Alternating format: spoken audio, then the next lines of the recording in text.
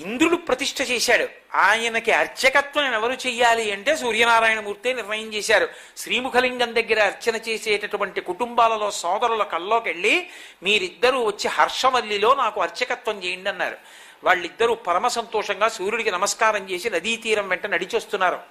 అరసవిల్లి అంటే మీ బాగా అర్థం అవుతుంది, హర్షవల్లి దాని పేరు. ఎందుకంటే అక్కడికి వెడితే హర్షం, సంతోషం తప్ప దుఃఖం ఉండదు, అనుగ్రహిస్తాడు కాబట్టి. వాళ్ళు నదీ తీరంలో నడిచి వెళ్ళిపోతున్నారు. వాళ్ళు ఎక్కడ నడిచి వెడుతున్నారో అక్కడ నది మించి ఒక మూట కొట్టుకొచ్చింది. ఏమిటని చూశారు, తాళపత్ర గ్రంథాలు ఉన్నాయి అందులో. వాళ్ళ మూట తీసి విప్పి చూశారు. హర్షవల్లి క్షేత్రంలో సూర్యుడికి పూజ చేసేటప్పుడు ఏ ఏ మంత్రాలు, ఏ ఏ ఉత్సవాలు ఎప్పుడెప్పుడు నిర్వహించాలో అందులో ఉంది. ధన్యులం తండ్రి, నువ్వు అనుగ్రహించామని కళ్ళకద్దుకొని తల మీద పెట్టుకుని తీసుకొచ్చారు. ఇప్పటికీ అదే విధానంలో అరసవిల్లిలో పూజలు జరుగుతుంటాయి.